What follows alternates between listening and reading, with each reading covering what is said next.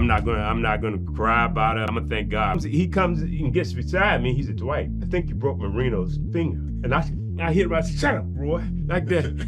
I mean, they were both leaders. They were the CEO. They were in charge. I started jobs on Christmas Eve or whatever and stuff at the airport, Fort Lauderdale Airport, and maybe a couple hundred people. You went from 0 to 200. I'm telling you, we were ready. It was a real community-like store, and they said, Dwight, you made the Hall of Fame. Murfreesboro, North Carolina. Raised in Hampton, Virginia, Dwight Stephenson arrived at Alabama unheralded and left a two-time national champion, coached by a man who called him the best center he ever saw. Miami drafted him in 1980. Within 3 seasons, he was the best at his position in football. 5 straight Pro Bowls, 5 straight All-Pro selections, the man clearing the way for Dan Marino. Then one hit ended it all. Today, he's in the Pro Football Hall of Fame and building something new, one job site at a time. And had a famous quote about you for the people who don't know. He said, you are a man amongst boys. Yeah. Welcome to the Contractor's Playbook, Built to Win show, where the ones who build the world come to think bigger, lead better, and win at a higher level. I'm your host, Chris Coghlan, and I'm excited to be joined by NFL Hall of Famer, co-founder of Stephenson Construction, a leader of men, Dwight Stephenson, man. Chris, great to be here, and appreciate that introduction. I mean, your stats, numbers, the accomplishments that you've had are off the chart. I mean, to the point I can't even memorize them. Let's start at the beginning. What was it like growing up in the Stephenson household? I tell you, I was one of 7 children. I was the second oldest. I have a sister. She was older than us and the real leader of the family. She was the first one to graduate high school, of course, and then she went off to college, and we all, followed after that. So we kind of, going to college was kind of like understood that we'd do that and stuff. And each and every one of us had that opportunity to 7 kids. My father worked 2 jobs for 40-some years, and I see him on the weekend. And, he was right there. When he came home from work, 12 o'clock at night, I was asleep then, of course, and stuff. So, but they taught him and my mother taught us good work ethics and practices and everything. That's my approach to everything I do. You work is part of it. You enjoy it, and you don't quit on it. Well, I want to get into that because there is so much. I want to back up on your father. You said he worked 2 jobs? He did. He worked, and not just 2 any jobs. Tell me about that real quick, because we're struggling to get 1 job. I'm telling you, he was just an amazing man, and he worked in the Newport News shipyard. He'd get at the job every morning at 7 o'clock and get off at 4 o'clock. And then the second job, he was a janitor at the school at night. He worked for the school system, and he'd be there by 5 o'clock, and he'd get off at 12 o'clock at night. Oh, and my goodness. 1 hour off. 1 hour off between the 2 jobs. Wow. And I'm telling you, he was an amazing man, never missed work. Wow.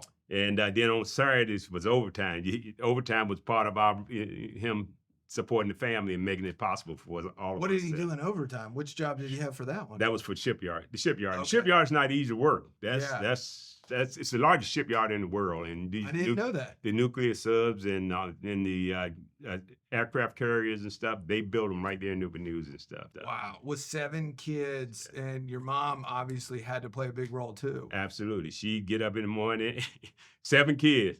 So the older ones kind of helped with the younger ones, but she worked in the school cafeteria. She'd get there, I guess. Like Same 7. school you went to? No, she didn't. Oh, she worked at another school, worked at elementary school. She did that probably 35, 40 years as well and stuff like that. And she'd get off at 2 or 3 o'clock, come home. And she didn't get off her feet until like 9 or 10 o'clock at night. It was fun. I wouldn't trade that growing up for nothing. We were like a unit. We really did depend on one another. We all had jobs. When we got up into like the 4th, 5th grade, I mean, we all did. 4th or 5th grade? Like, I thought you were going to say 12th grade or something. No. We all had jobs. Whether you're cutting grass or you working at the corner store or my sisters, they babysitted, and then they got jobs at but we all depended on one another, and it was just great growing up. How did you work around that with your dad? Young man, He's working 2, he's working overtime on Saturday. What did it feel like growing up, not being able to see him as much, even though he was leading the family and providing a roof over your head? I kind of thought that everybody's family was Oh, okay, like yeah. that, and but he was a good. He led. He was a good example for me, and working and not quitting on something. To something that he told he we all got to see that, and that was very, very important. Yeah. But he gave me good advice. He was there. Just a great example for me and stuff. And Yeah, I can't help but think yeah, about the one word is like just setting the standard, yeah, right? Set a standard of like what hard work looks like, yeah, what it means to provide for your family. Man, right, what a great dad. yeah, So let's pivot. So you said something that I want to go back to. You're in North Carolina yeah, and you end up at the University of Alabama right. playing football. Now, how in the world did North Carolina, the state of North Carolina, let that happen? I'm gonna tell you, North Carolina. Now, I was born in North Carolina, Murfreesboro, North Carolina, and grew up in Hampton, Virginia, which is only 50 miles apart. It's right, Okay. Murfreesboro and Hampton. So it's Virginia's fault. It's not North You Carolina's got it. fault. They let me Okay. get away and stuff. But anyway, I played on a really good high school football team. I mean, in like 2 years, we lost one game. We won the state championship. We had two guys on the team that could have went anywhere in the country pretty much and stuff. And when the coaches would come to the school to look at those two guys, you ought to take a look at Dwight Stephenson. I think he'll be able to play on the next level too and all that. So anyway, he kept on pushing me or selling me. And, anyway, some schools got interested in me and stuff. And I had about 5 or 6 offers. But I was undecided where I wanted to go. And one night, Alabama was recruiting the other two guys, and they recruited me too. And they said, "Hey, you know what? Give all 3 of you a scholarship." And I said, "Well, okay." So we all visited the University of Alabama, get to meet Paul Bear Bryant, and Oof, another legend. bigger than life, and just unbelievable. So we come back to Hampton, and the other two guys, they're really good friends. So they pretty much decided they're going to go to NC State. They But switch. you're right. They were going to go to NC State, but I thought, we might have said that we were going to go together, but I can't say that was for sure. Yeah. Anyway, they went to NC State. Alabama is in town. They come to my home that night, and my mother and I finally signed. And I said, "Okay, Mom, I'm going to go to the University of Alabama." And I signed the letter and everything, and the coaches, Coach Ken Donahue and them, they said, "Okay." So then they say, "Okay, let's go get the other two guys." Right. And we go to talk to the other two guys. We go to both of them, and both of them tell us, "Hey, they're going to go to NC State." Ooh, both your buddies. Yeah, they did. They backed out on No, well, I wouldn't say they backed out. That Okay. I hate to. I don't want to. Cause I feel you. they said, "Hey, you know what? We're gonna go to NC State." I said, "I hear y'all." So I go back home, and my mother's in the kitchen back there, and I said, "I go back there, and I let the coaches they leave." And after they leave, I said, "Mom," I go back to her. I said, "Mom, I'm gonna go to NC State." she was like, "Yeah."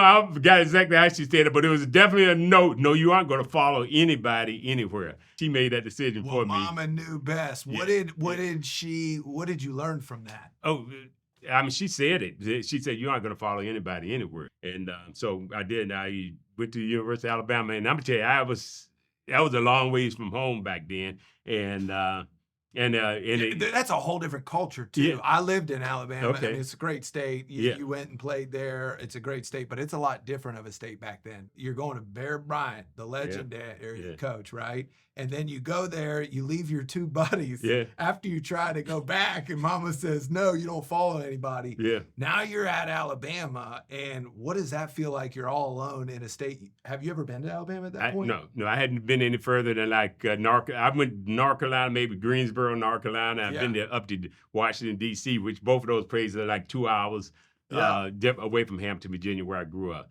But when I went down to Alabama, I mean, I didn't. Was I scared or intimidated to go down? I was and stuff, and nobody expected me to go to the University of Alabama. Woodrow, Simon Gupton, they expected them to go to Ohio State, Alabama, somewhere like that. But me going, it was only my second year in football, first of all. Wait, hang on. Yeah. You can't skip over that. You've only played 2 years at this point. Yeah, 2 years. My junior year, I went out on field, but we were a good football team. I played basketball now. I was a basketball player. Okay. I love basketball. So football, was, it was new to me, and I was learning the game. Yeah. And but I hit, and I wasn't a big guy, but I had a little size maybe, and but I think they saw I was pretty good at it. I could run and jump, I could do that kind of thing, and I wanted to do. I wanted to. Some of my friends were playing, so I really wanted to make the team and everything. So Yeah. I did. I started that year. I started at center. No, excuse me. I started on defense that year, and we lost one game, I think it was, and stuff. Wow. So And- you go to college. Yeah. And you get a scholarship, Right. and you're a defender. You're not the center that you become. Right. You're a sender, or you're a defender. How did you get to become the center? Now, my senior year, I did play. I started on offense at center, Okay. and then on defense, I started at defensive end.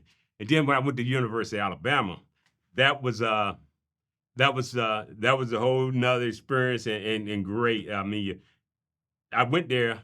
Coach Bryant and them, they wanted me to play defense, okay? And but I also played center too. So played center and defense, center and defensive end. Then there was a need there. They needed one. It was another gentleman by the name of Terry Jones, outstanding defensive lineman. He was a great player and stuff. And in high school, he was defensive player of the year and stuff. Wow. So he was quite a player. Then when he came to the Crimson Tide, when he came to Alabama, they moved him to center. I was spending more time at center than I was on defense. But Coach Bryant wanted one of us to play defense. So he put me over there the first try at it. And I don't think things went well. At least I mean, I was playing outside linebacker, and outside linebacker, you got to be almost like a defensive back. You're nifty out there and everything. Yeah. I was probably more suited for an inside linebacker or whatever stuff. But so he put me out there, and things that I don't think I'm pretty sure they weren't happy with my performance. So they put me back at center, and they moved Big T over there. He played nose tackle, but Big T he's a hell of a guy and could play the game. There's moments in life that you don't forget.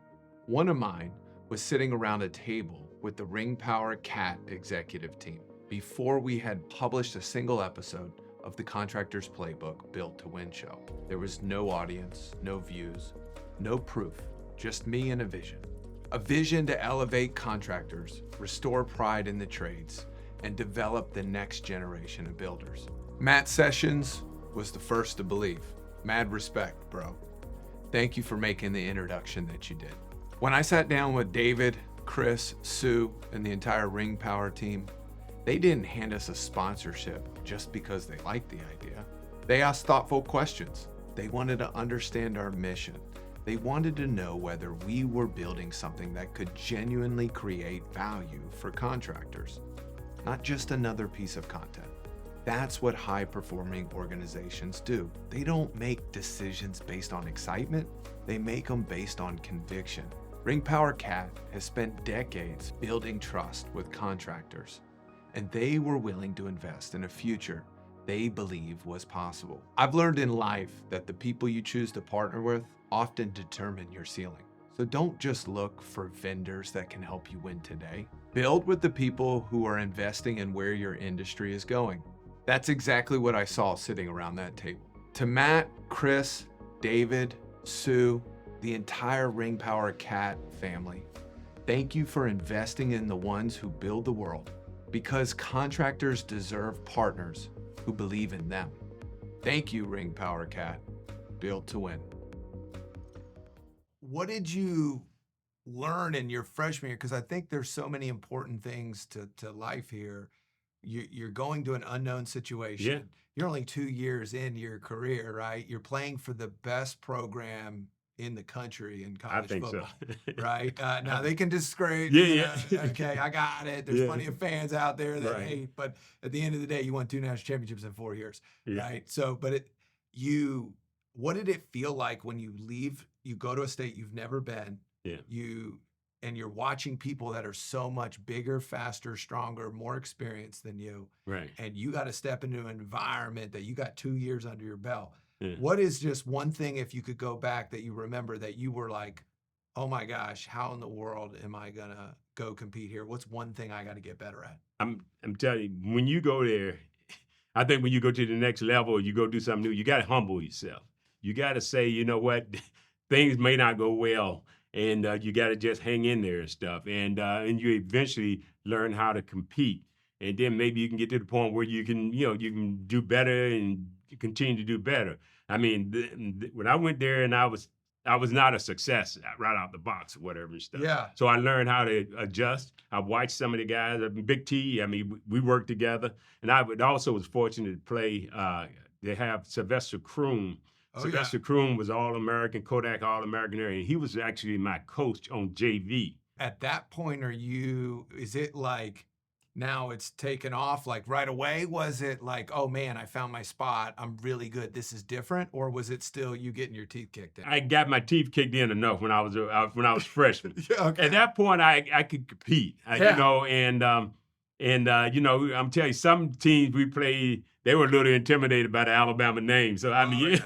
So anyway, we go in there, but we that year, my sophomore year, I think we did again. We only lost one game. We were a good team, and played with some good guys. But I could hold my own At that point. But you knew, okay, this is a position. There had to be a moment where you knew, I belong. This is a position that I can be really good, because that's a different mindset than wondering. Right, and I'm gonna tell you that I always did. I never got to the point where I was comfortable. Saying that, oh, I'm going to be the starting center. Always that edge that, you know what, maybe that brings somebody else in here, or something like that, or you just never knew. But I never got comfortable. But I did that sophomore year. I did. I made Rookie of the Year at the Southeast Conference. And had a good year and stuff like that. Well, that's so good too. I think for everybody, right? No matter what industry it is, especially in construction, is like never be complacent, right? Always know that you got to get better every day. You never know if there's somebody who's coming, especially in sports. You never know who's coming. But it's that is so good. That mentality obviously worked. Bear Bryant, another Hall of Famer, arguably, I think he's the greatest college coach. I know Nick Saban, and there's some others that you can put up there. No all question. due respect. Yep. But man, I can't help but ask, what was it like playing for the Bear? That was an awesome experience. I tell you what, he was the right guy at the right time. I think for a lot of young men. Sometimes they say like the military is a good thing. Go in there and the military can make a man out of you. I mean, he did. I mean, he helped us to grow up. He let us know that life was not going to be easy.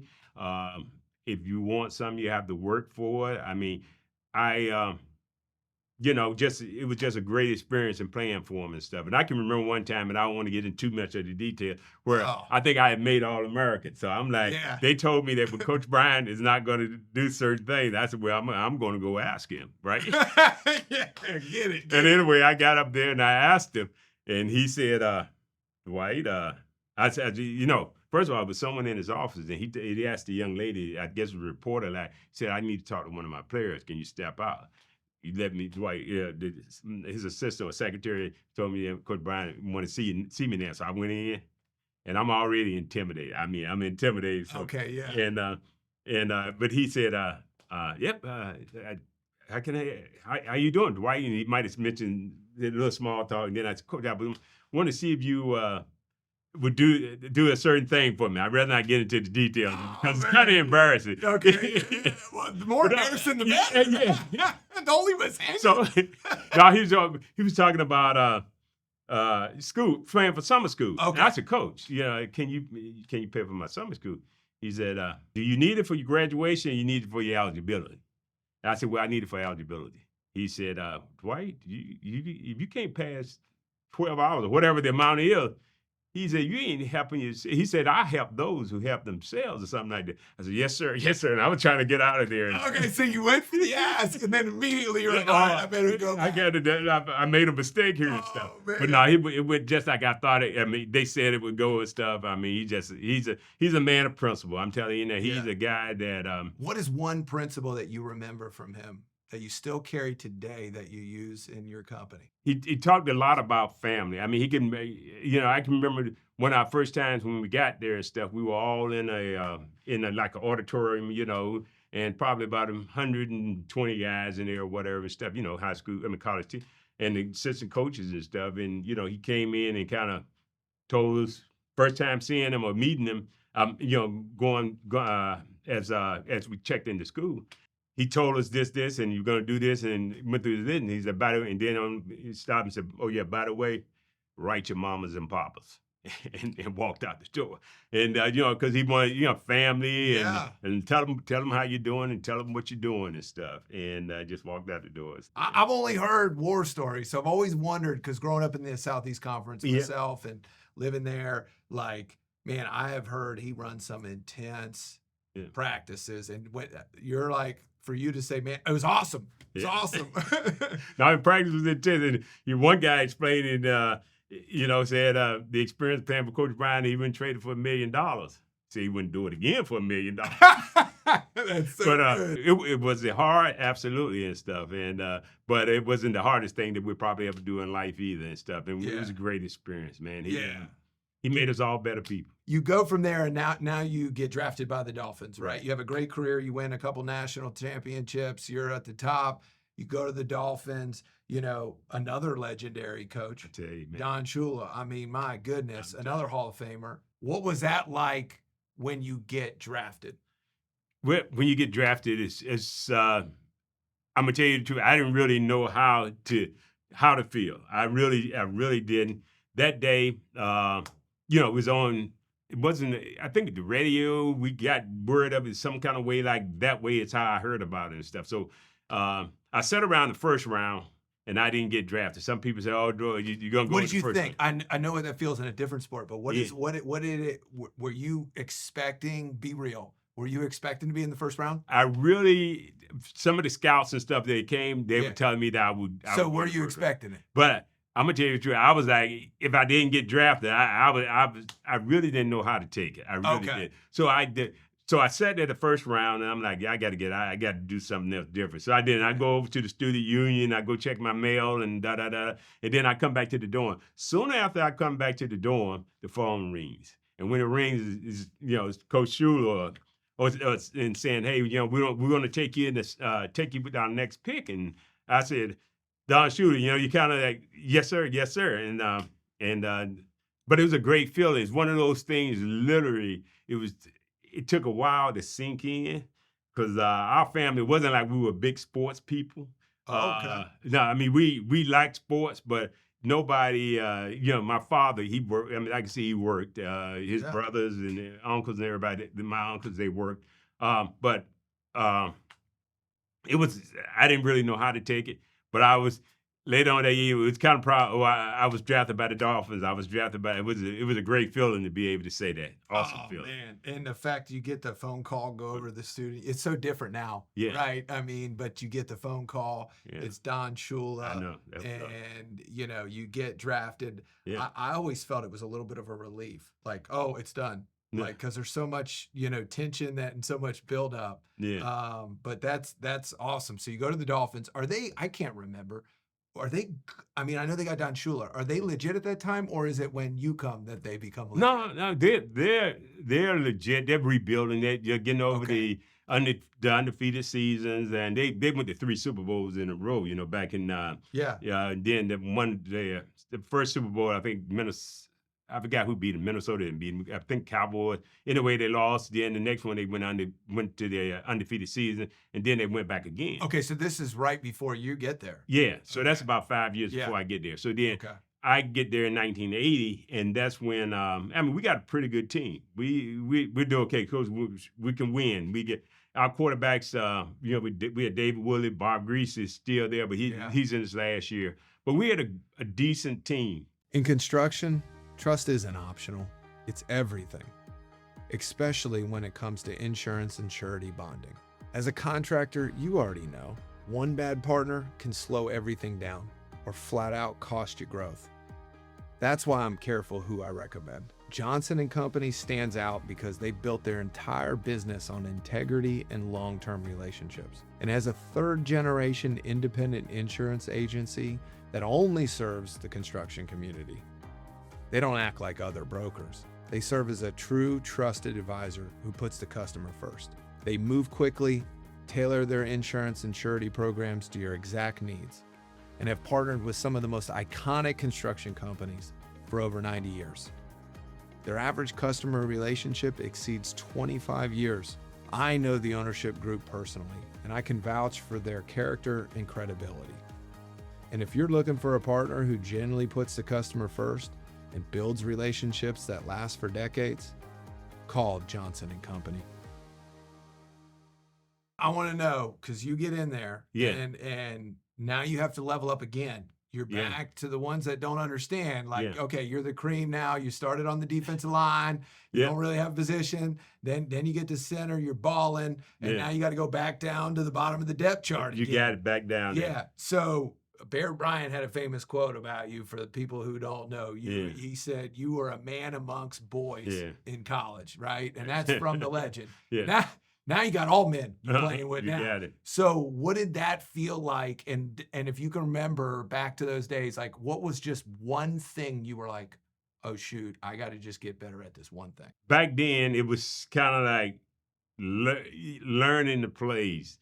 When I first got there, I mean, I was focusing so much on what to do, learning the plays and that sort of thing. You know, up there you have checkoffs, and you know the quarterback can switch to plays and all that and everything. You got to pay attention. All it takes is a split second, and I got to snap the ball. And I don't want to just snap the ball and not block. Some guys just snap the ball and that's all. No, I want to block. I want to be instrumental in the play. I want to block my man, or you know, and that sort of thing. But some guys just block and just get the ball on, and they don't necessarily create the hole for the running back or make the play to keep the quarterback from getting sacked. I wanted to make the plays. Well, it's so good because I think, again, even in construction, right, when you come in and you're a rookie in construction, it is so overwhelming.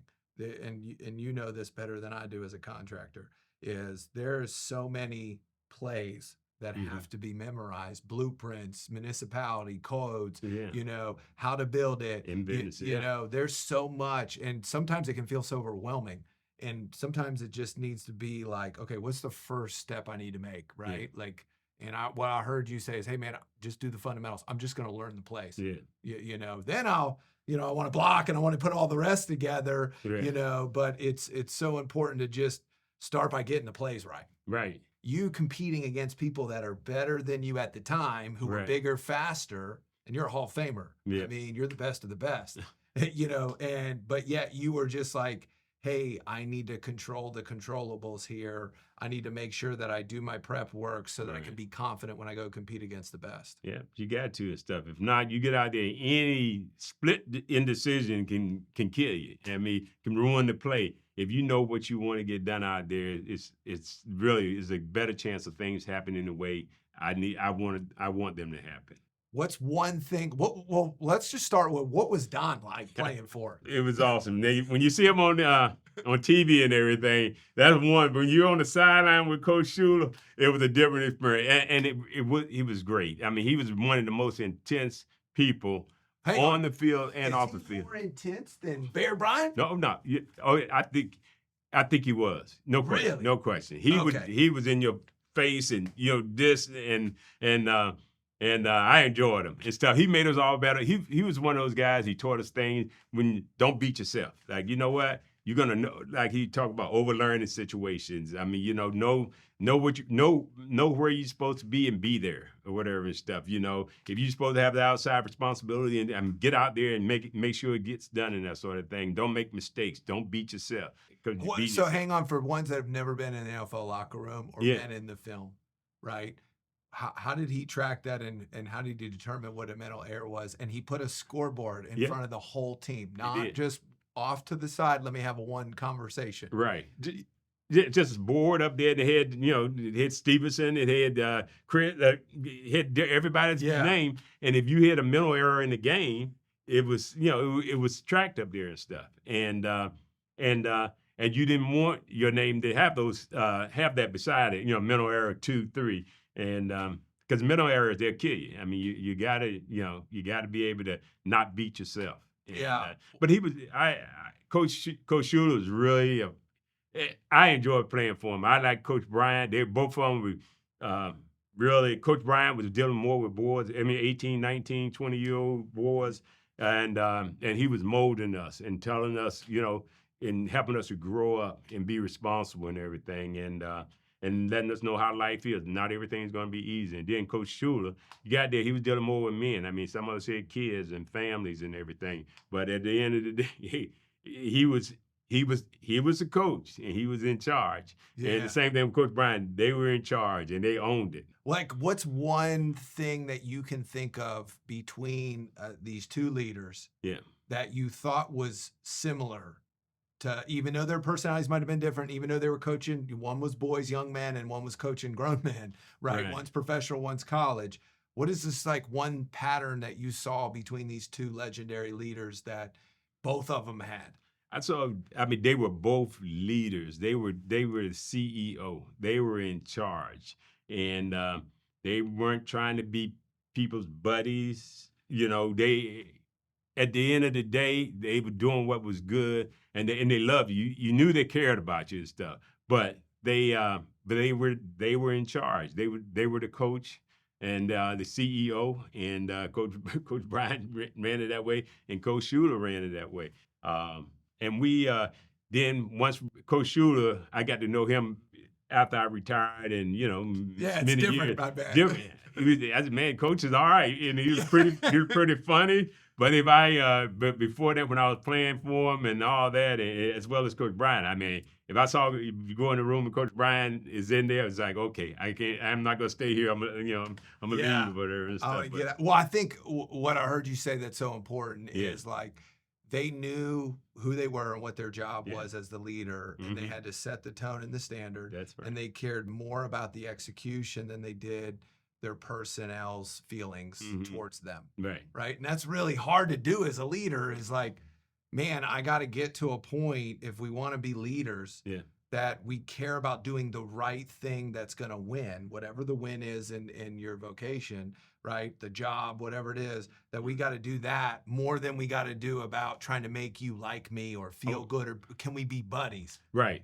It's almost like they're going for respect and execution more than they are about, hey, can we be buddies and have a beer? You got that right. I mean, they did what was best for the team, and I respect that and stuff, and I knew that going in and stuff. I can't help but mention too, you had another Hall of Famer, Dan Marino. I mean, one of the greatest quarterbacks, if not, What was it like playing with him and for people that don't understand the center position and how in unison, you're the only two cats that are touching the ball every play. You got it. Every play. What was it like playing with him? And what's, like, one good story you have with you and Dan? I'm telling you, Dan was a great football player. I mean, outstanding teammate, but just a even better, individual. I mean, he's a guy that everybody liked. The women. I mean, everybody liked Dan. not I'm talking about, but everybody, the guys liked him. Just a good guy. He one of the guys that, what I want to say, he had the, blue collar, he could hang with the defensive linemen without a problem and stuff like that. And he enjoyed being with us and stuff like that. Just a great guy, great individual. And, we were really fortunate to get him. Man, it was fun. I don't think I felt as though when Dan was playing, that we were really out of the game. We didn't win necessarily all the game, but I felt as though we had a chance to win probably all the games that we were in and stuff. And he was a tough individual. But one story that I always think of when I think of Dan Marino, the greatest quarterback that ever played a game and one of my greatest teammates and stuff. I'm talking just a great guy. But we were playing. We played the Chicago Bears in 1985, and they were undefeated. And the Miami Dolphins, we were the only undefeated team at the time in history. So we it was just fitting for us to play one another and then have the opportunity to Miami Dolphins to knock them off and stuff, which we did that Monday night. I mean, it was an unbelievable game. It went just unbelievable game. It went well. We were able to, that night win the game, and so they're not undefeated anymore. So that happened in 1985. So now the preseason's come for the next year, and we're playing the Bears in the preseason. They're pretty excitable team. So anyway, we're on the field out there and stuff. Marino is in there. He's only going to probably play about 4 or 5 plays, maybe 10 or something like that. And so anyway, we're going up the field, and things are going okay. And Marino calls a play is a 38, and that's a play that goes to the outside. But when I do that, because I'm a pull, I got to time things just right. So I have the ball, and when and Marino said 238, hut. And it seemed like he might have held that hut a little too long. One of those huts.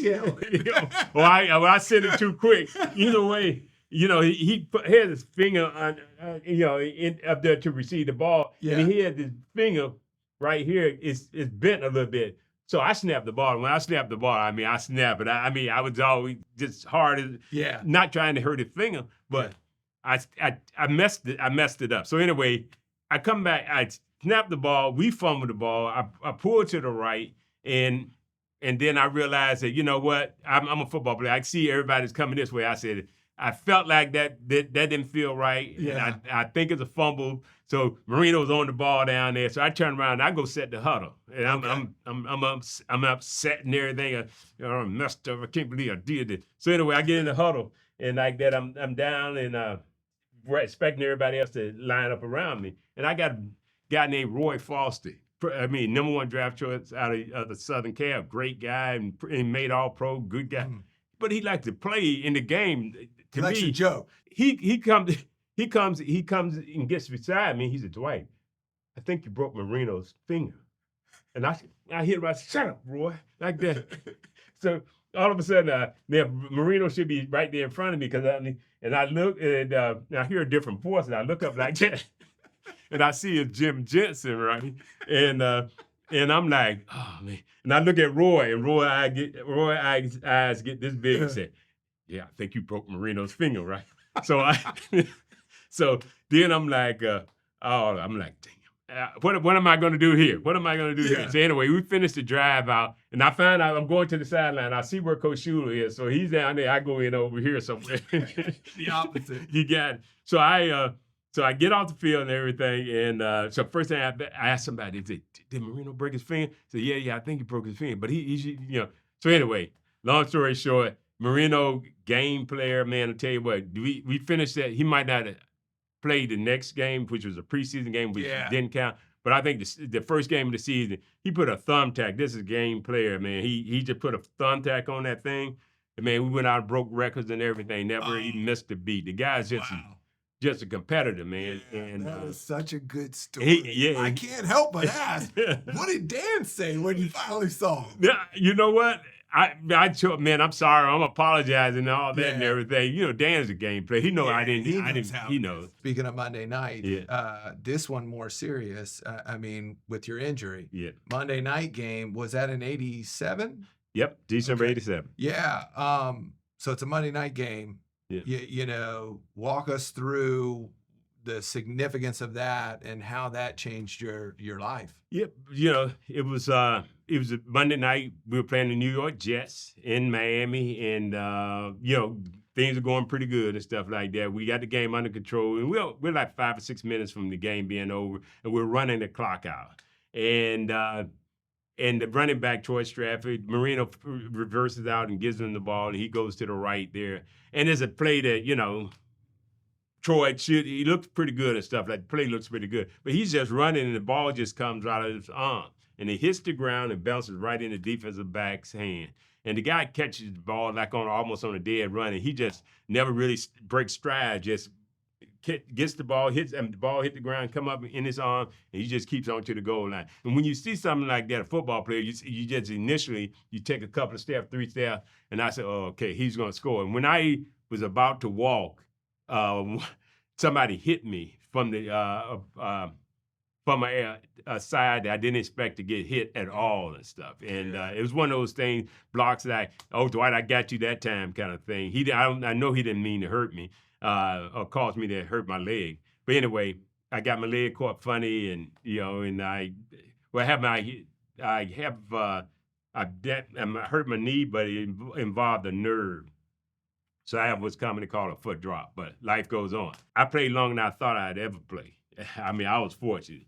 And so I said that if the game, if I ever get hurt or get to the point where things don't, I'm not gonna cry about it. I'm gonna thank God, because I've really had a good time, and I thought I would play again. I really didn't feel it was over with for me, but. Well, man, I mean, there's so much there, though. So you get hurt, you're thinking you're going to play again, right? And we're all young, and you think you're going to bounce back. Right. Doc tells you, what does he tell you?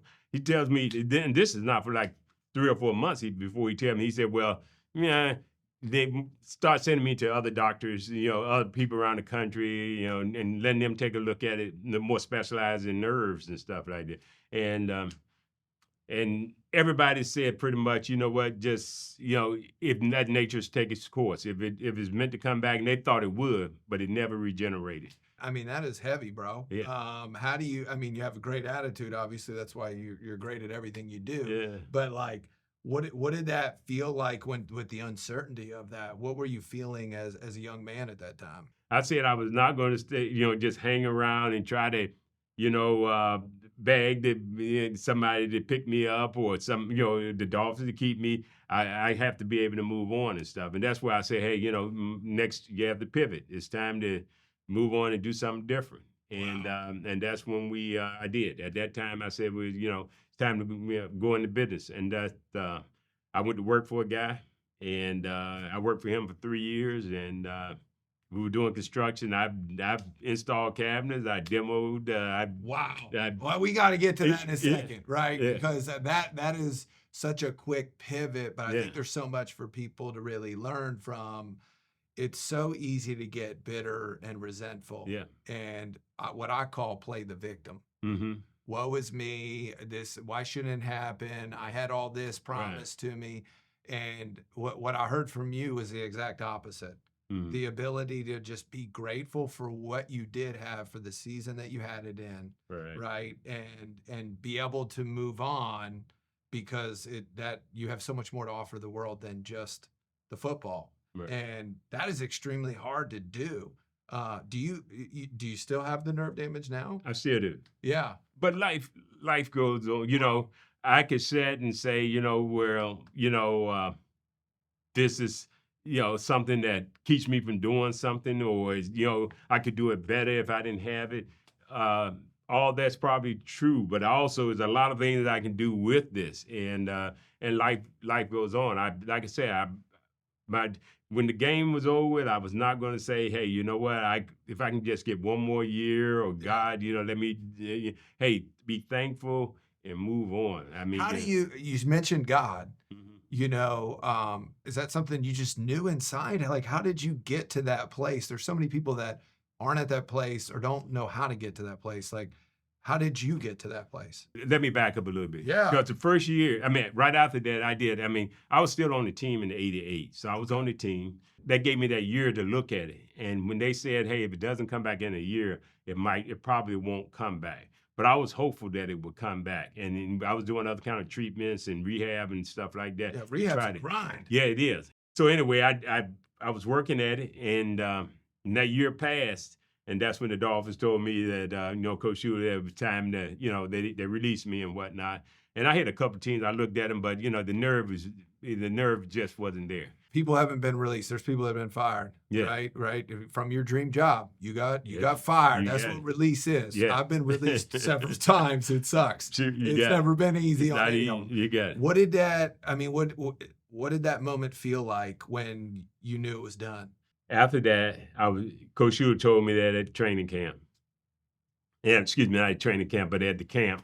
And so I get in my car, but I'm going on down to PT to do my physical therapy. No, we can't skip over that. I'm sorry. Yeah. Don Shula calls you in the office. Right. And he fires you. Yes. Right. Can tell us about that conversation. Well, you hear about when they said Coach Shula tell you to come to his office, or one of his assistant coaches say, "Hey, Coach Shula want to see you and bring your playbook." That signs that things are going to, you're going to be leaving. I call that the walk of shame but it's not shameful when you have an injury. But I've been fired many times, and it's like, oh, I'm walking to getting fired, and what am I going to say or do? But I want to hear yours, though. So, what did it feel like when you grab your playbook and it's like, oh man, this isn't going to be good? I mean, I'm gonna tell you, that was tough. It was something that I kind of thought might happen, but until it really happens, it was, because I was a Don Shula. I'm a Miami Dolphin fan. I'm telling you. Yeah. And I just never really thought, especially that day, that I was going to get released or whatever stuff. But I always try to have a plan and that sort of thing. So when I took the book back there, I told Coach Shula at the time and everything, I thanked him. And he asked me, are you good? Am I going to? That he did show some side. He showed me some compassion. He did. So you're going to be okay and everything. I said, oh, yes, sir. Yes, sir. I mean, I kind of like thought it through, which I hadn't really thought it through. Yeah. Well, I mean, you're just trying to, I know what that feels like. Yeah. It's just like, man, you're just trying to like get through the conversation. It's so difficult.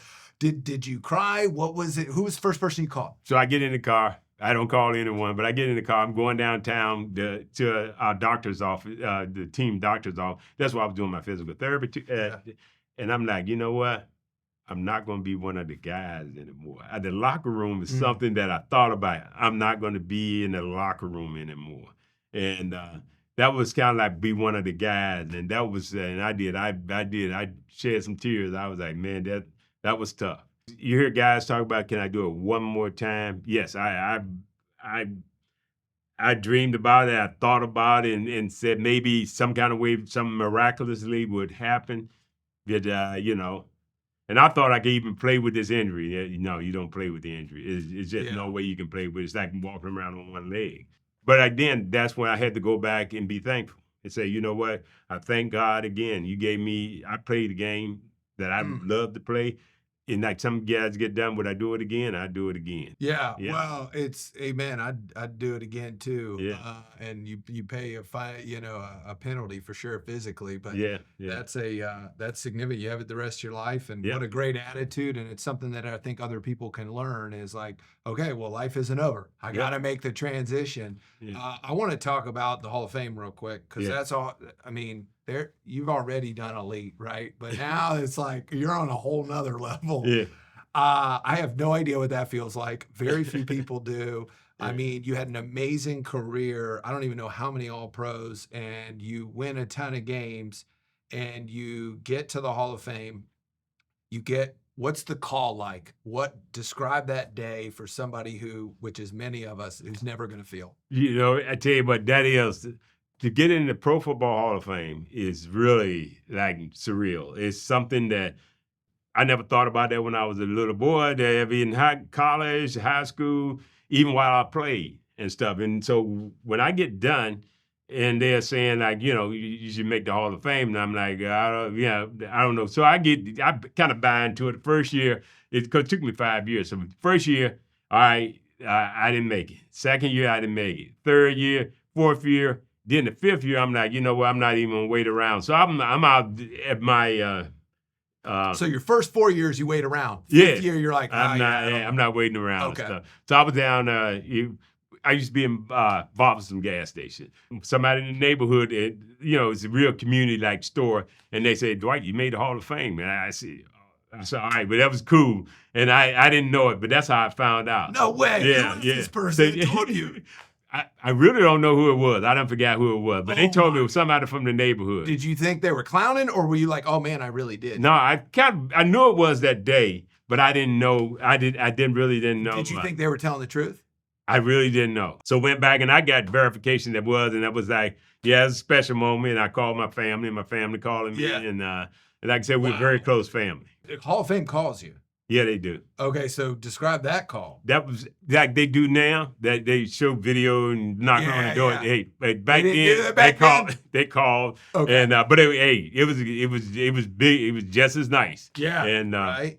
again, you know, you talking about guys getting in the Hall of Fame, you know, the Larry Littles, the Joe Green, and all the names of players that are in there. And I'm like, I'll be mentioned with those guys. I mean, it's just unbelievable. You know, everybody realized they didn't get there by themselves and stuff, I feel. That's where I kind of explain it and stuff. Yeah. And I enjoy being around the guys. Even though I played a different sport, I have such a reverence for the legends that played, that made it.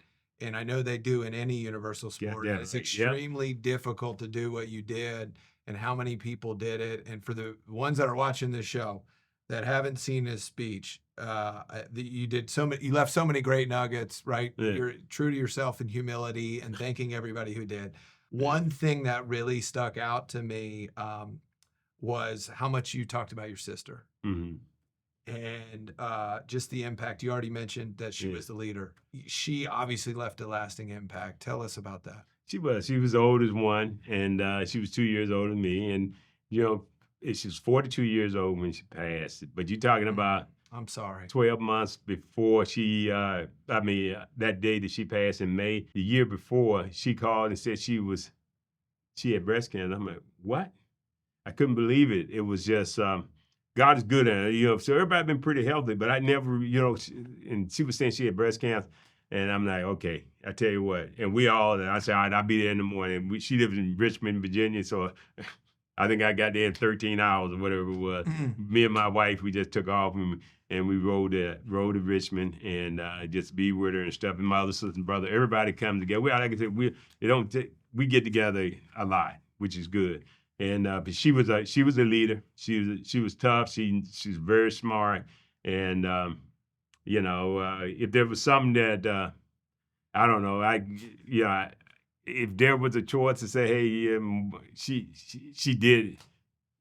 She was really great person. Really a great person. Absolutely. Well, I appreciate you sharing that. I'm sorry for your loss, and I know it was so impactful. I can't even imagine what it was like growing up and the meaning she brought. But it is really cool. So I hope people go see it. And it's just you know, obviously she left a legacy, impacted you, and you get to impact others from here.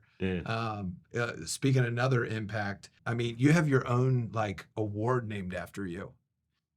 I mean, how do you? For those who don't know the Dwight Stephenson Award, I mean, what is the award, and then what does it feel like to have like they have a trophy named after you that they give people? I'm gonna tell you, that's special. It's not my ideal, anything like that, but I mean, it's really cool. I mean, I've never gone to the ceremony or anything like that, but I do know about it, and it's awesome and stuff. And you know, I'm happy that someone I think Kittles won it a couple times or one time.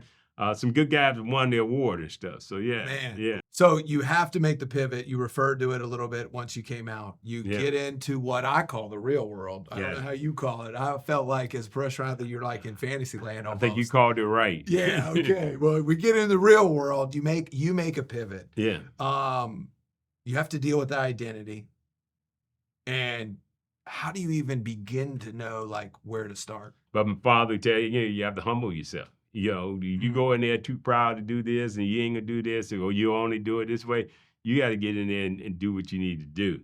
And so when I got done, it was kind of like, okay, the construction business, I said, you know, I'm gonna learn it from the ground up. I wanted people to have respect for me and that sort of thing. So if I ask them to do something or if something needs to be done, they know that I'm willing, that I'll do it. I'm willing to do it, and I haven't done it. If I haven't done it, I'm willing to do it. So I mean, I've demoed, I've installed cabinets, I've painted, I've stocked buildings with drywall. Yeah.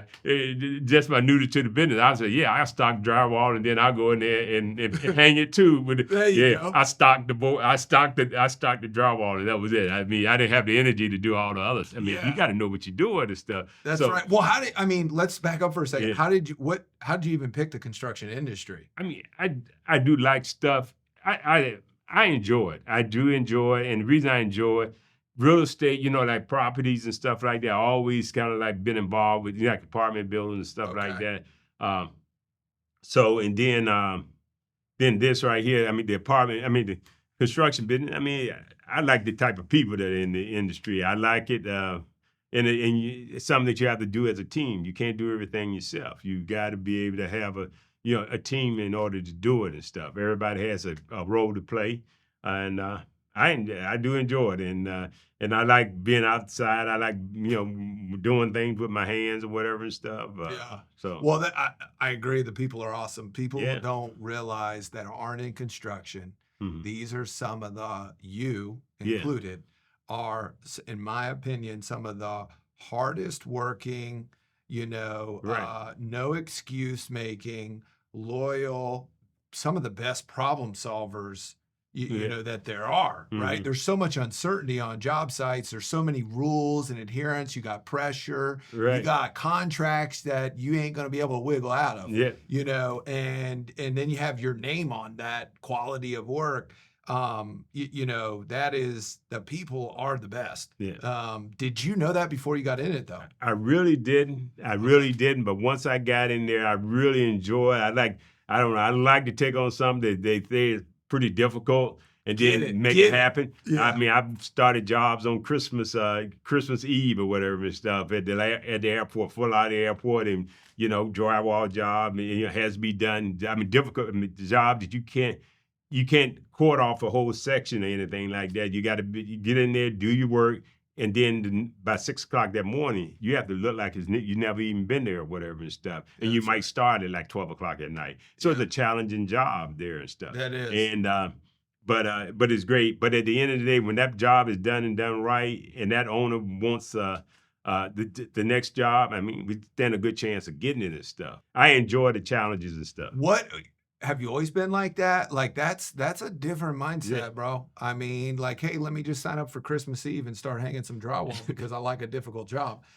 I mean, have you always been like that? Is that something you learned? Yeah, no, I'm telling you, even when I went to Alabama, right? It was kind of like, that's one of those things that, like my offensive line coach, and I told this story before, was named Bob Tyson, great guy and stuff in high school. So he was offensive line coach, and our head coach was Mike Smith, two great individuals. And like I said, so Bob Tyson, my coach, we were going down the hallway. We're getting ready to go off to school, getting ready to go to the university. I'm heading down to the University of Alabama, and my best friend, Kenny Gillum, he's heading to the University of Richmond. So we're going down the hallway, and he said, Dwight, now he said, Kenny, when you leave for school? And Kenny said, well, we're going to head up tomorrow, the next day or something like that. And he said, Dwight, when do you leave for Alabama? I said, I'm leaving. He said, I said, I'm leaving Sunday. He said, well, you'll be back Tuesday. Ooh.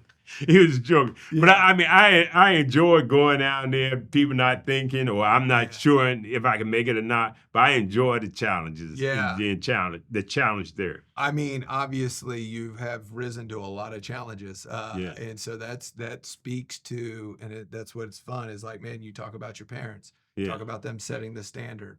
You know what hard work looks like. You go and have the best teachers and coaches in your industry. You've been nothing around but excellence. Yeah. I mean, and as you know, it takes a team. Mm-hmm. You know, that's what I hear you saying. And what great examples that everyone can glean from your stories. And you get into the construction industry, you don't maybe necessarily know how great the people are, but now you're starting to see it. Yeah. When did you start D. Stephenson Construction Company?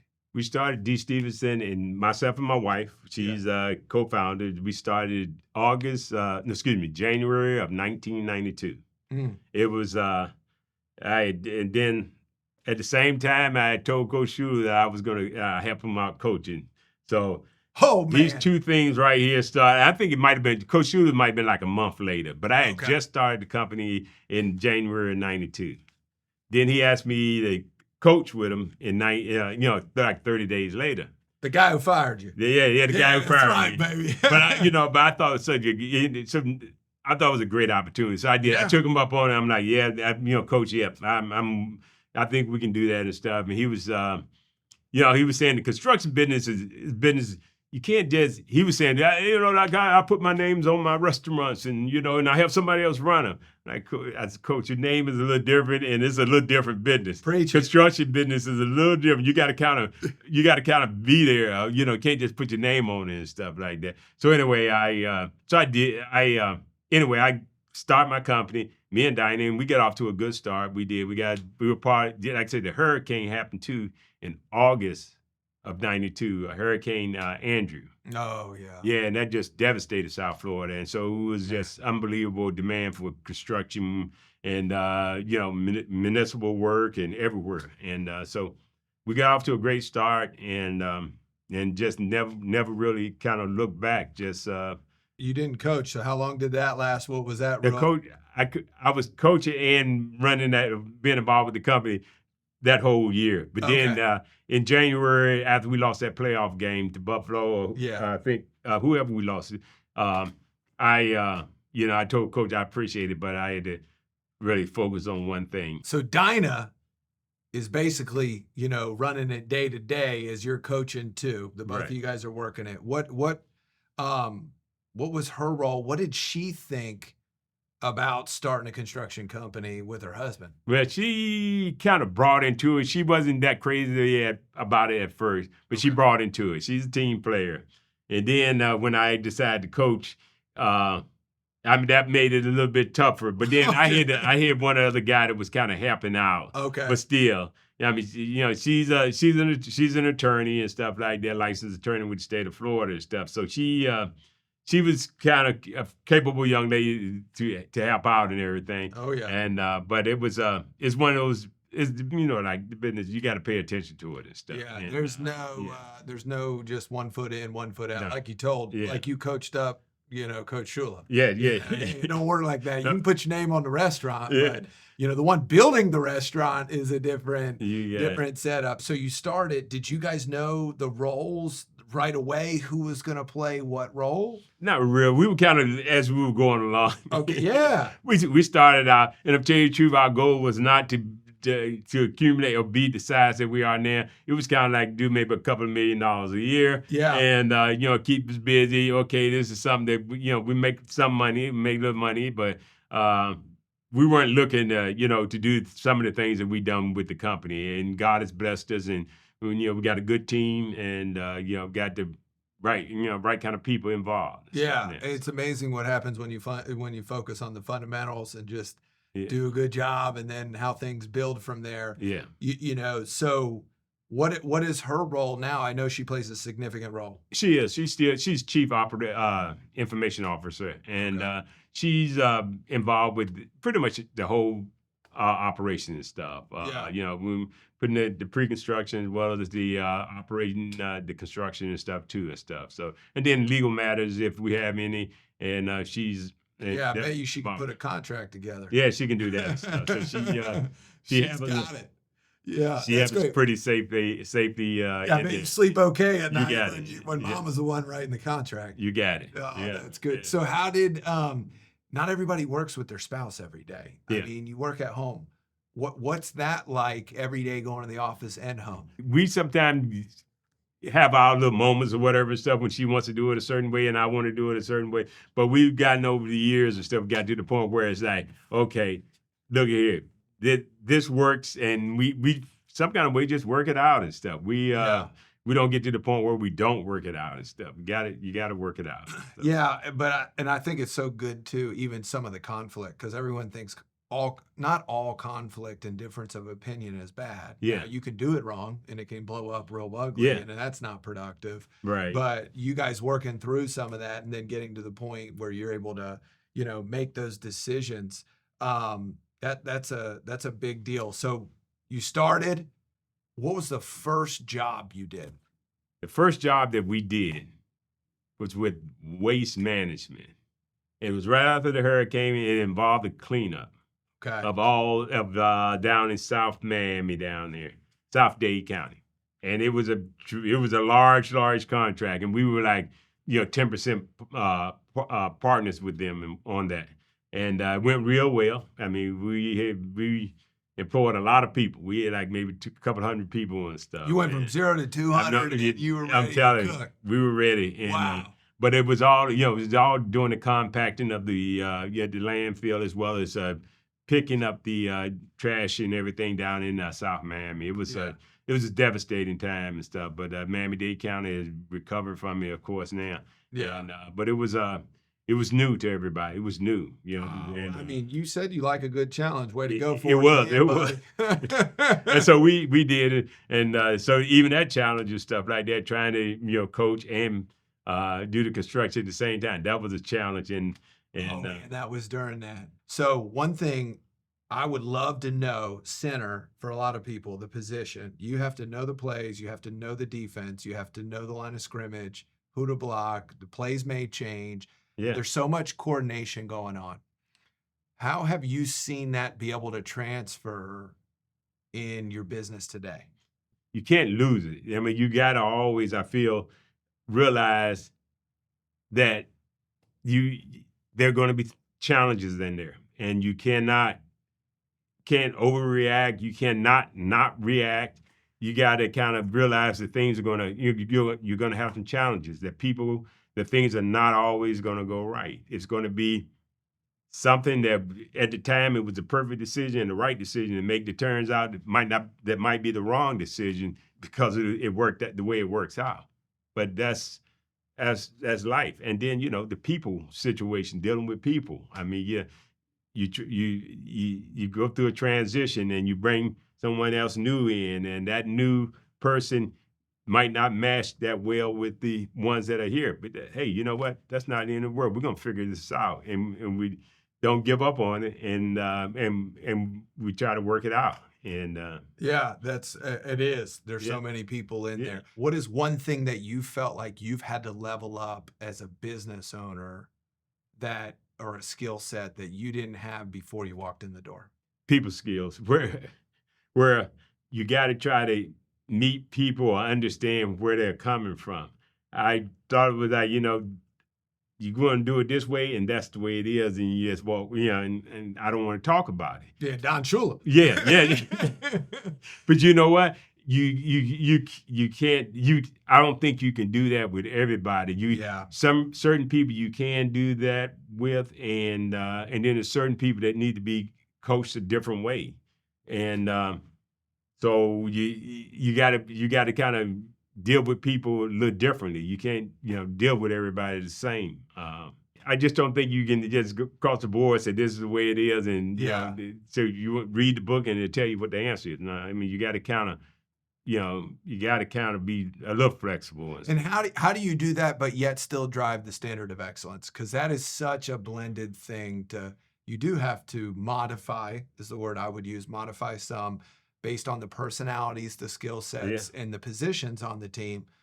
But you also got to drive the standard. Right. So how do you discern when to do what? You do have to set a standard. You do have to approach it the same way, where a person don't feel as though that you're only doing this for this person because you're treating that person special or something like that.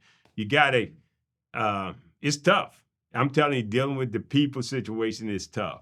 But I tell my wife, I was telling her just yesterday, I'm not going to look at this or hate to deal with this situation. I'm going to deal with it. I'm going to enjoy it. I can't say, oh, this is the way to handle it, but I'm not going to shy away from it. I got what I heard, I know it's a difficult, right, to describe in so many of us, but what I heard is, there's not a universal playbook. There's not one play to do in every situation. Yeah. Because you're dealing with people. Right. And some of the best people that you've ever been around, right? You care for your people. You want to lead them well. You've learned a lot from legendary coaches and teachers. Sometimes you got to tell. I always say in coaching, sometimes you do have to tell and teach. Mm-hmm. But coaching's different than teaching, because coaching is you got to get them to a place where you can challenge them to think. Mm-hmm. Because you can't force anyone to do anything. They make the choice themselves, right? And so there's times you have to teach where you have to tell them this is the standard, and this is what you're good. This is what the standard looks like. But then there's also where you can't just go around and be a dictator to every single buddy and think they're going to want to play on your team. You obviously do a great job of it. I heard somebody once say if people aren't your biggest challenge, then you're doing it wrong, Mhm. right? And that's not a negative. It's just it challenges you to level up, to figure out different ways to influence people. Right. And it's not easy, but you're having to do it on a job site. Yeah. This isn't a cookie cutter in the office where we're just gonna, 9 to 5 here. Right. This is out in the field where you could get hurt. There's safety, there's inspectors, there's contracts. Yeah. It's not easy. Yeah, no, it's not. And not everybody, and let's say that if it doesn't work out for them, I respect that too. They say, hey, it's time for them to move on. But it's tough. The people situation is tough. But I do think that we do try to treat people like family. I mean, Yeah. we care about them. I want to know the things that they're getting what they need. But sometimes the way you say things is important. Or if you chastise, not words, not chastise, but if you try to correct a person in front of the other people, sometimes it's best to pull that person to the side and talk to them instead of doing it in front of Yeah.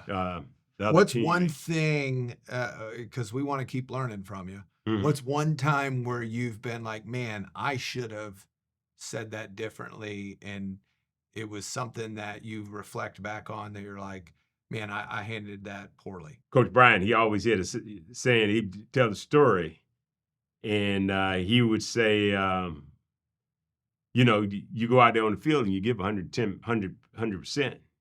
And you can tell me, telling him, you can tell me, you can tell your assistant coaches and your mom and daddy, you might even be able to fool in the stand up there. You might even be able to fool, but you can't fool yourself. So if you look in that mirror, and I think the person thought I was talking about them and the effort that they give. I'm just saying, no, you just got to give 100%. And I'm not saying you're not giving 100, but you're the only one that's going to know that. And I could have explained it better because the way it came off, I think the person felt as though I was saying that they were not giving 100%. Okay. But I think the point I was trying to get is that Coach Bryant. I mean, he was be true to yourself. You can't fool yourself. Now you know if you did 100%, or you gave, if you quit on a play or you didn't play the whole time and that sort of thing. And how that person, did they react? Like was it a negative reaction? Yeah. Or, It was a negative reaction. Yeah. So what did you have to, because I don't want to leave the people hanging, because we all do this. Yeah. I've done this so many times with my team where, I was in there earlier today telling them how I stunk. Yeah. And I'm like, man, I didn't sleep last night. I could have been so much better. I'm sorry I failed you. Yeah.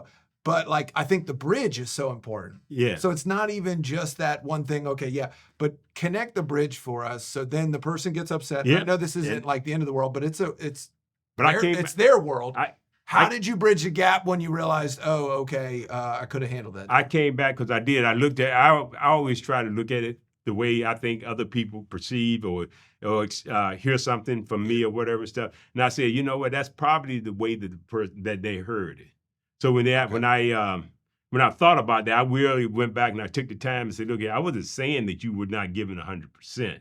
Okay, I was saying that Coach Bryant is saying, you could be out there and you look like you're giving 100% and you are giving 100%, but you're the only one that really knows that, or whatever and stuff. That if you're giving 100% and And how did he respond? Better. Okay. But it's better. I mean, a lot better, better great. stuff. But I did. I want them to know that I took the time because I felt as though they perceived it wrong. Yeah. Well, I think that's just one example. And the reason why is I want people to hear that are listening to this is like, none of us are undefeated. None of us are perfect. Yeah, nobody. Right. And what's most important is when we offend somebody, whether we meant to or not, right? We offend somebody, the right thing to do in leadership is to go have another follow-up conversation. Correct. And make sure that we say it the way that we really meant it, or they perceived it the right way we wanted to, which you weren't. You weren't saying, like you said, you weren't saying he wasn't. Only he could make that judge. Right. But that's just a good, I think, lesson, because we all have done that. And when you're a leader of people, that responsibility is a big one. Right. And so that's good for people. I want to also, move towards, you've been around Hall of Famers your whole life. You've been around high performers your whole life. You've been living up to your potential, right? And that's a beautiful thing. Everybody wants to be great at what they do, but not everybody is willing to pay the price to be great, you know, and some are, but don't necessarily know how to do that. Hmm. You know, what jumps out at you as a key differentiator from an elite high performer in construction from an average one? Just humbling yourself. And, you know, you see guys that know how to do drywall work. I'll just use that for example. Mhm. You'll see a guy that they know how to do it, and they're smart individuals. They know how to handle that board so that they don't need two or three people to do it with. They, you know, it's a, and then I watch them do the work, and I'm like, man, that is some nice drywall work there. Yeah. So it's just really a pleasure to see and stuff. So, but those high performers, I mean, I think they like quality. I mean, these guys want to see a good looking job. They're very organized.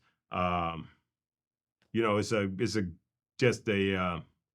pleasure to see those guys do that. It's, you know, do the work and stuff, and have respect for the guys that do it. It's not easy. It's not. I'm telling you, they know what they're doing. Yeah, and when you say humble yourself, an elite performer humbles himself or an average one maybe won't. Right. Give one specific example. Let's use drywall hanging as Yeah. the same example. What does that look like to humble yourself to ensure you get to elite? I mean, instead of you going in there and telling somebody how to do it, if you watch or you listen or you try to help out and assist someone, and then to get to the point where you can, you know, be the lead on it. But to come out and not have respect for that guy that's been doing this for 3 or 4 years or 15 years, I mean, you got to have respect for him and stuff because he knows a lot more about that than you do. Yeah, that is good. That's a Yeah. great example. How about like the young cat that's just in construction right now, right? They just started. What's one piece of advice you would give them? There's probably not a better time to be a person that can work with his tools than it is right now. That's right. I mean, there's a shortage of workers out there, of people that know that do the work. And then from there, you can develop yourself, and you can go on and you can move into upper management. Right now, there's a need for people that actually mechanics to know that can actually do the work and do quality work.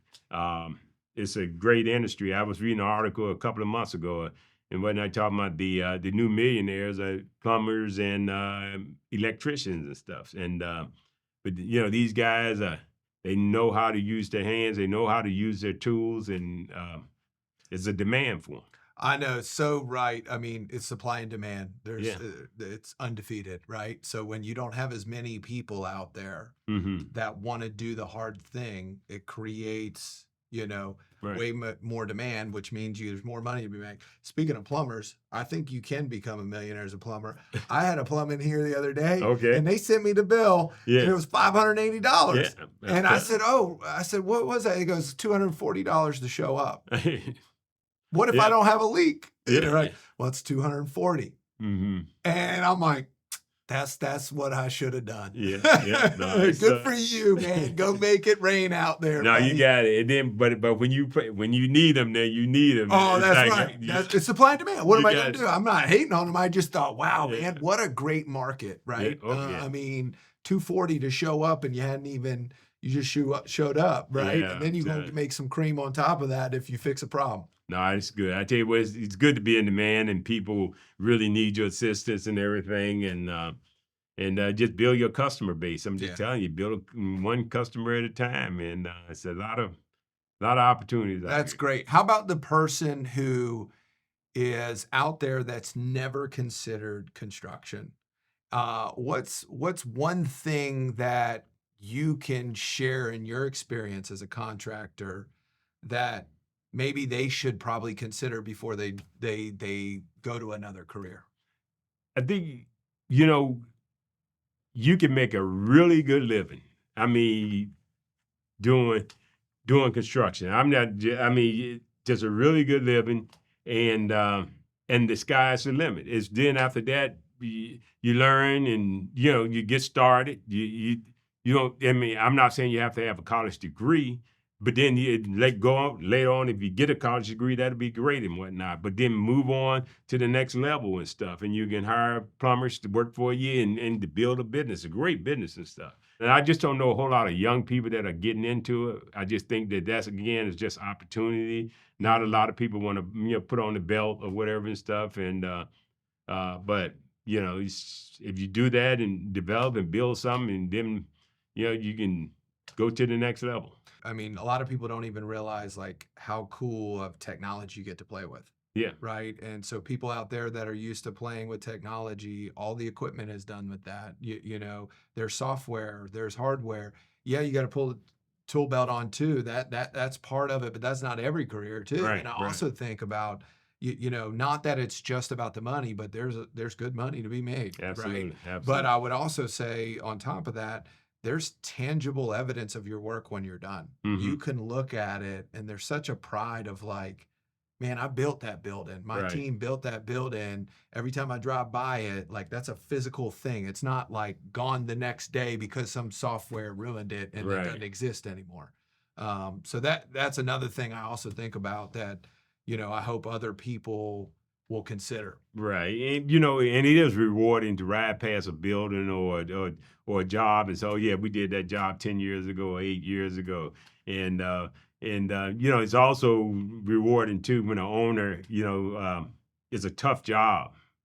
Like I said, that airport job I was telling you about, tough job, and the owner thinks enough of you to say, I have to have someone that's really good that I can depend on, because his job depends on his selection here.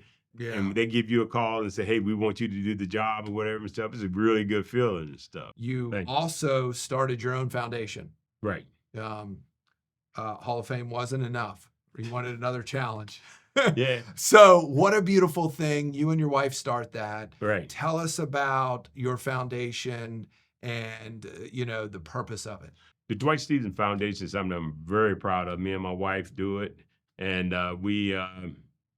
it's a foundation. We're giving back to the community. The community literally, they supported me during my football days as well as after my football days in the community out here doing business and stuff. And then I get a chance to give back. And the way we do that with our foundation is we raise funds, and we raise it for kids or young people that need computers and stuff. Not all kids have computers, and they have to go to the libraries, and they have to wait at night and whatnot until someone, a library, until a computer becomes available they can use. But in order to compete, I mean, we're just trying to level the playing field some, so the kids have computers that need computers. Well, I like how you framed it too, in order to compete, because that word can be used negatively, but we're using it in a positive way. Like when somebody grows up, for those that don't know this, and doesn't have a computer in today's, that isn't maybe out in the field doing that, you can fall behind. And it's like, man, if you can improve that situation, you don't know what their potential is or what they could do for the world. And so I think that's really awesome. How do you go about doing that? I mean, you raise funds, but then is there just one place, if somebody wanted to also help at your foundation? Yeah, the Dwight Stephenson Foundation is on the internet and all that and stuff. But it's we do one of the things that we do to raise funds for it every year is we have a dinner, and we have it at the Opal Grand, which is in Delray Beach, right there on Atlantic Boulevard, and it's about 300 people come out. Wow. And then we have some of the guys that I played with and play, younger guys as well and stuff. And like an auction, or will they come? And we do have an auction part of it. But it was just a good time to get together. And Caymus Wines was one of one of our sponsors and stuff like that. But that's a good one. We try to let people come out, have a good time. It's a steak and lobster dinner, and it's a good time. And we raise quite a bit of money and stuff. And then we buy computers for kids. And last year what we usually do is we find a school that that's in an area that probably needs them, and that sort of thing. And we donate to the kids, but they don't have to have an A or B or anything like that. How many computers did you guys donate? We do it at different times. And so Okay. far, I think we've given out probably about 30 from this past dinner. But Okay. we give out somewhere maybe whatever the need is. If it's Yeah. 80 or 100, whatever and stuff. we'll That's give out. awesome. Yeah. That's really cool. What does it feel like when you give a computer to somebody who's never had one? It's awesome. You run up on somebody. Oh, you gave me a computer, and I took it to college with me. Even Wow. or my mother was able to find a job. She was able to go online and use the computer and apply for a job or something like that. I'm just saying, to be giving people access to is big. I don't know how you compete. I mean, otherwise, I mean, it's tough. It's tough. Yeah, well, what a meaningful work. I'm grateful that you're doing that. What an Mm. awesome thing, because the fact that you're changing lives, somebody's mom's getting a job that otherwise wouldn't be able to if she didn't have access to it. Yeah. That's real meaning. I'm curious, as we ask all our guests, this last question I think is so important for others is, Dwight, what are you most grateful for?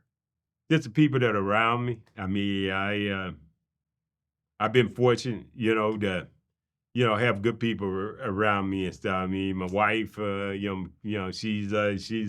she works, she get after it every day and stuff, and we enjoy one another. And then, but I enjoy my family and my kids and all that, and my mother and sister. I mean, that's important to me and stuff, and the people that are around me, I like to see them happy and stuff. So, well, that's great. Yeah. Well, I'm grateful for you joining us, man. I know that you're a busy man. You got your own company you're running. You came in here. I am so grateful that you dropped all these nuggets of truth for all those people out there that haven't heard your story. I know you're going to impact them greatly. So I really appreciate you coming on and sharing with us. Well, I appreciate you, and you keep on doing the great work that you're doing. I appreciate it. This is exciting here, what you got going. I tell you, man, it's you're something to brag about. So I don't know about that, you but got I appreciate it, buddy. You got Thanks it. for coming on. All right, you got it, Chris.